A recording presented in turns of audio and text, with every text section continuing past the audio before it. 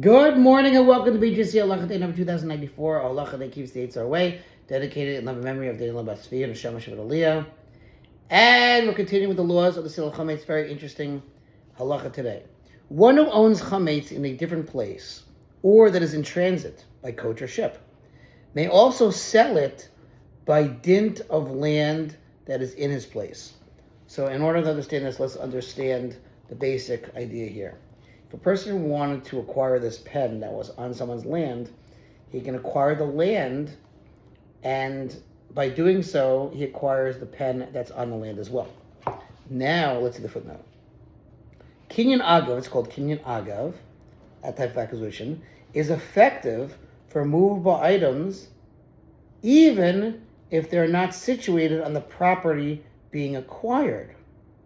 Both in this case and in the one that follows, one must consult with a halachic authority with regard to the proper procedure. One who owns chametz in a place where Pesach begins earlier than where he is located due to the time difference between the locations, for example, he lives in the United States and he owns chametz in Eretz Yisrael, or vice versa, should dispose of the chametz or sell it to a non-Jew before the earlier of the end time for owning chametz in the two locations, and not repurchase it until the later time for the end of the festival in the two places. A halachic authority should be consulted. In other words, if you own chametz in Israel as well and you're living in America during Pesach, so you want to sell that chametz before Pesach starts in Israel, and you want to acquire it back after Pesach ends in America. All right, back upstairs. Nevertheless, back to this by dint of land that is in his place. Nevertheless, he should also declare it ownerless, right? That chametz that's in a different place before a rabbinical court or before three people.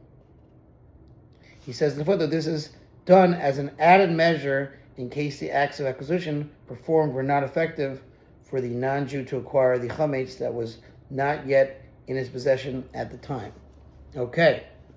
If the chametz that he sold was then delivered to him on Pesach, the non-Jew, the purchaser, is to pay the wages for the coach and any other expenses. If chametz brought to him was merchandise that was sent by a non-Jew, and he did not request it, nor was he aware of it, the non-Jew who purchased his chametz should receive it and pay what is due to the transporter. And the Jew should not involve himself in it at all. On the contrary, he should declare this also ownerless before a court or before three people. Thank you for listening to Sponsor Feature Halacha 36 100 of the Gold. Have a wonderful day.